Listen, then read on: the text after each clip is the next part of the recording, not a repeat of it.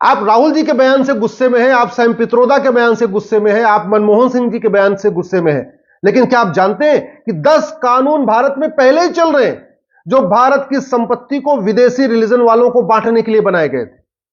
1894 में अंग्रेजों ने कानून बनाया था लैंड एक्विजिशन एक्ट, और लाखों एकड़ जमीन चर्च को दे दिया, मिशनरीज को दे दिया, स्कूल बनाने के नाम पे दे दिया, हॉस्पिटल बनाने के नाम पे दे दिया। पूरे देश में जो सिविल लाइन बनी है वो सिविल लाइन उसी 1894 वाले कानून से ही बनी है। जहां जहां सिविल लाइन है वहां ज्यादातर जमीन चर्च के पास है, या तो उन्होंने कब्जा कर रखा है किसी न किसी तरीके से, और वो जमीन आज तक ली नहीं गई है। तो भारत के संसाधनों पे, भारत की जमीन पे, भारत के जो संपत्ति है उस पे विदेशियों को कब्जा देने के लिए 10 कानून पहले से चल रहे हैं। उसमें पहला कानून था 1894 का लैंड एक्विजिशन एक्ट, और वो जमीन वापस नहीं हुई। दूसरा संविधान में दो आर्टिकल जोड़े गए, आर्टिकल 35 है, आर्टिकल 370। उद्देश्य क्या था कि कश्मीर की जमीन को बांट दिया जाए, कश्मीर पे जो पूरा का पूरा अल्पसंख्यकों का कब्जा हो जाए, और नतीजा हुआ भी, पूरा का पूरा कश्मीर खाली हो गया। हिंदू जैन बौद्ध सिख वहां से भाग आए और पूरा का पूरा वहां अल्पसंख्यकों का कब्जा हो गया। भारत की जमीन पे अल्पसंख्यकों को कब्जा देने के लिए 1954 में नेहरू जी ने वक्फ एक्ट बनाया था। उस वक्फ एक्ट को नेहरू जी ने बनाया, इंदिरा जी ने मजबूत किया, राजीव गांधी ने और मजबूत किया, नरसिंह राव ने और मजबूत किया, मनमोहन सिंह ने और मजबूत किया। आज की डेट में लाखों एकड़ जमीन वक्फ बोर्ड लेके बैठा हुआ है। तो उद्देश्य इसका भी यही था कि भारत के संसाधनों पे अल्पसंख्यकों का कब्जा हो जाए। उसके बाद भारत के संसाधनों पे अल्पसंख्यकों को कब्जा देने के लिए मठ मंदिरों को ने सरकार ने मठ मंदिरों को अपने कंट्रोल में ले लिया। मठ मंदिरों को कंट्रोल करने के लिए 35 कानून बना दिया। चर्च के लिए एक भी कानून नहीं, मजार के लिए एक भी कानून नहीं, दरगाह के लिए एक भी कानून नहीं, मस्जिद के लिए एक भी कानून नहीं। मठ मंदिरों को कंट्रोल करने के लिए 35 कानून बने, और इसमें ज्यादातर कानून कांग्रेस ने ही बनाया था। मठ मंदिरों की जमीन पे कब्जा कर लिया, मठ मंदिरों का जो चढ़ावा उस पर कब्जा कर लिया, और उसको बांटा जा रहा है अल्पसंख्यक के नाम पे, योजनाएं चला चला के उसको बांटा जा रहा है। इसी तरीके से भारत में पहली बार यूनिवर्सिटीज को माइनॉरिटी को देने के लिए इंदिरा गांधी ने कानून बनाया था। वो बनाया था 1984 में, और अलीगढ़ मुस्लिम यूनिवर्सिटी को अल्पसंख्यक यूनिवर्सिटी का दर्जा दे दिया। याद रखिए, पहले बीएचयू बना था, उसके 4 साल के बाद अलीगढ़ मुस्लिम यूनिवर्सिटी बना था। बीएचयू को हिंदुओं को नहीं दिया गया, लेकिन अलीगढ़ मुस्लिम यूनिवर्सिटी को मुस्लिम्स को दे दिया गया। और कानून कब बना? 1984 में बनाया था इंदिरा गांधी ने। 1985 में एक और खतरनाक कानून बना भारत के संसाधनों पे अल्पसंख्यकों को कब्जा देने के लिए। वो सिटीजनशिप एक्ट में सेक्शन 6 से जोड़ दिया। ये जोड़ा था राजीव गांधी ने, और एक ही झटके में सेक्शन 6 से जोड़ के असम में लगभग 60 लाख बांग्लादेशियों को नागरिकता प्रदान कर दिया। और नागरिकता प्रदान करने का मतलब कि भारत के संसाधनों पे घुसपैठियों का कब्जा हो गया। उसके बाद 1991 में प्लेस ऑफ वर्शिप एक्ट बना। प्लेस ऑफ वर्शिप एक्ट बना के बाबर, हुमायूं, तुगलक, गजनी, गोरी ने जितने हमारे मंदिरों पे कब्जा किया था उन सबको लीगलाइज कर दिया गया। उद्देश्य क्या था कि जितने हमारे मंदिर हैं उस पे किसका कब्जा हो जाए? अल्पसंख्यकों का। उसके बाद 1992 में एक और कानून बना, नेशनल माइनॉरिटी कमीशन एक्ट। इस कानून को बना के भारत में एक अल्पसंख्यक आयोग बनाया गया। बाद में अल्पसंख्यक कल्याण मंत्रालय भी बनाया गया। उद्देश्य क्या था कि भारत की संपत्तियों पे अल्पसंख्यकों का कब्जा हो जाए। उसके बाद 2004 में एक national minority commission education institution act बनाया गया, और भारत में बहुत सारी यूनिवर्सिटीज को अल्पसंख्यक यूनिवर्सिटी का दर्जा दिया गया। कहने को उसको माइनॉरिटी यूनिवर्सिटी का दर्जा दिया गया, वास्तव में उसको मुस्लिम यूनिवर्सिटी का दर्जा दिया गया।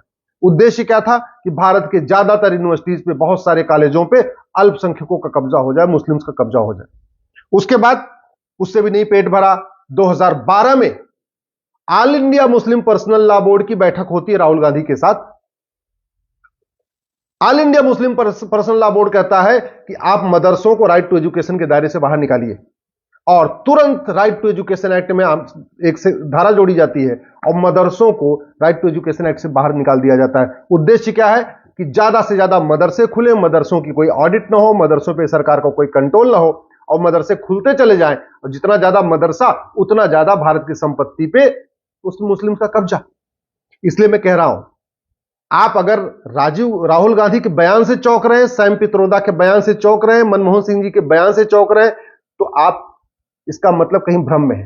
इसका मतलब आपको पूरी बात नहीं पता है। अरे 10 कानून तो पहले ही चल रहे हैं, भारत के संसाधनों पे मुस्लिम्स को या अल्पसंख्यकों को या क्रिश्चियंस को अधिक से अधिक यहां की संपत्ति पे उनको देने के लिए 10 कानून पहले ही चल रहे हैं, और वो कानून अभी तक वापस भी नहीं हुए। न जो 99 साल की लीज पे जमीन दी गई थी चर्च को, मिशनरीज को, न वो वापस ली गई, न वक्फ बोर्ड खत्म हुआ, न वक्फ पैक्ट खत्म हुआ, न जो वक्फ के पास लाखों एकड़ जमीन है वो वापस लेने की प्रक्रिया शुरू हुई, न जो सेक्शन 6 है जिसके अंतर्गत असम में घुसपैठियों को बसाया गया था, 60 लाख घुसपैठियों को, उस कानून को वापस लिया गया। तो अब इसलिए मैं आप लोगों से निवेदन कर रहा हूं, चुनाव का माहौल है, 5-5 हजार फेसबुक फ्रेंड बनाइए, अधिक से अधिक ऐसे वीडियोज को शेयर करिए जो कड़वी सच्चाई बोल रहे हैं, और ये जो लोग ऐसे महापाप किए हैं उनको सबक सिखाइए। ये महापाप कांग्रेस ने किया है और आज से नहीं कर रहा, नेहरू जी के जमाने से हो रहा है। आखिर वक्फ बोर्ड की शुरुआत तो नेहरू जी ने किया ना, घुसपैठियों को बसाने की शुरुआत राजीव गांधी ने किया, अलीगढ़ मुस्लिम यूनिवर्सिटी को अल्पसंख्यक का दर्जा देने की शुरुआत किसने किया? इंदिरा गांधी ने। तो एक के बाद एक जो कानून बनते गए, 1991 में हमारे मठ मंदिरों पे जो कब्जा करने के लिए कानून किसने बना? प्लेस ऑफ वर्शिप एक्ट, उस समय में नरसिम्हा राव की सरकार थी। भारत में बांटने के लिए और अल्पसंख्यक मंत्रालय शुरू करने के लिए, अल्पसंख्यक आयोग शुरू करने के लिए कानून किसने बनाया? वो भी कांग्रेस ने बनाया। तो ये जो 10 कांग्रेस ने कानून बनाए हैं, इन कानूनों को वापस लेने के लिए आवाज उठाइए।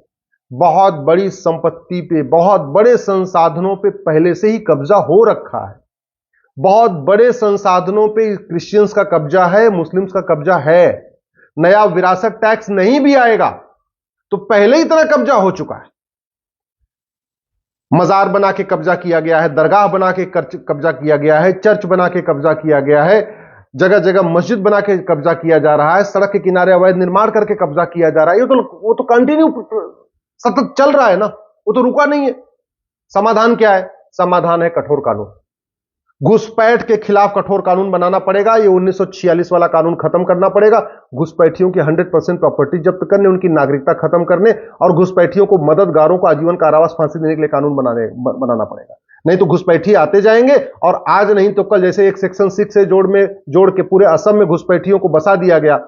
कभी गलती से अगर कांग्रेस की सरकार बनी तो याद रखिए, इस सिटीजनशिप एक्ट में बदलाव फिर कांग्रेस करेगी, जैसे उन्होंने पहले 6 से जोड़ा था सिटीजनशिप एक्ट में उनको बसाने के लिए, बांग्लादेशी घुसपैठियों को। ऐसे ही कोई एक नई धारा जोड़ेंगे और पूरे देश में जो 5 करोड़ घुसपैठिए रहते हैं, इनको सबको नागरिकता दे देंगे। अभी तो उन्होंने असम में दिया है। जिस दिन कांग्रेस की सेंटर में सरकार बनी, सेंट्रल गवर्नमेंट सरकार उनकी बनी, तुरंत सिटीजनशिप एक्ट को बदलेंगे और कहेंगे भैया आज की डेट में जितने लोग भारत में रह रहे हैं, एनआरसी तो भूल जाइए, वो सीधे कानून बना के बोलेंगे आज की डेट में जितने भारत में लोग रह रहे हैं सब के सब भारतीय हो।